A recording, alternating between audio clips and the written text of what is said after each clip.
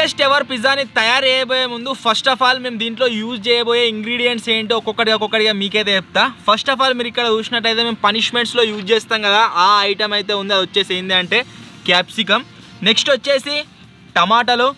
ఆ తర్వాత మీరు ఇక్కడ చూసినట్లయితే వీటిని కొన్ని ప్లేస్లలో ఎర్రగడ్డలు అంటారు, మా సైడ్ ఉల్లిగడ్డలు అంటారు. ఈ ఉల్లిగడ్డలు అయితే తీసుకొచ్చినాం, రెడ్ కలర్ వైట్ ఉంటాయి కదా, ఇలా రెడ్ కలర్ అయితే యూజ్ చేస్తున్నాము. నెక్స్ట్ వచ్చేసి కంకులు, మీరు ఇక్కడ చూడవచ్చు పైన వేస్తారు కదా, దానికోసం కంకులు తీసుకొస్తాం. వీటిని మొత్తం ఒలవాలి, ఆ తర్వాత మక్కలను అయితే మీద వేస్తాం లాస్ట్కు.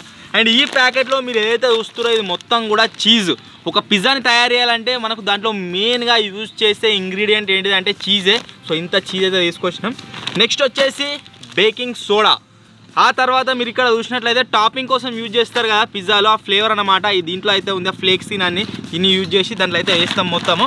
పిజ్జాలో కారం కోసం యూజ్ చేసే ఐటమ్ వచ్చేసి ఏంటిది అంటే సాస్ అన్నమాట. మీరు ఇక్కడ చూసినట్లయితే మొత్తం 3 లీటర్ 3 kg ఎట్లా అనొచ్చు, 3 ప్యాకెట్లు అయితే ఉన్నాయి. ఈ సాస్ మొత్తాన్ని యూజ్ చేయబోతున్నాము.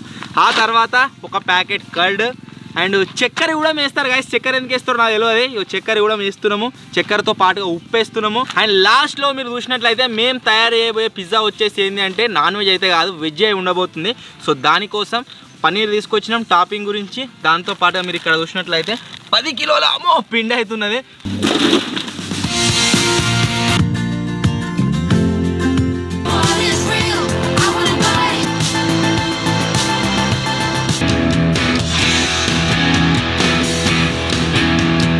పిండి రెడీ అయిపోయింది, అన్ని వెజిటేబుల్స్ కటింగ్ అయిపోయింది. ఇప్పుడు నెక్స్ట్ మనము ఆ పిండిని బేక్ చేయడానికి ఒక ఐటెం కావాలి కదా, మీరు ఇక్కడ చూడొచ్చు. ఆ ఐటెం వచ్చేసి ఇదన్నమాట. మనం దీనిపైనే మొత్తం మన పిజ్జాని అయితే రెడీ అయిపోతున్నాం. మనం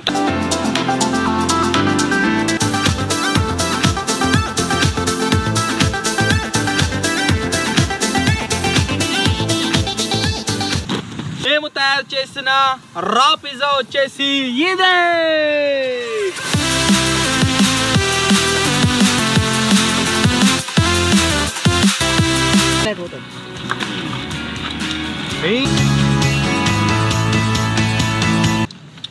నెక్స్ట్ లెవెల్ అయింది.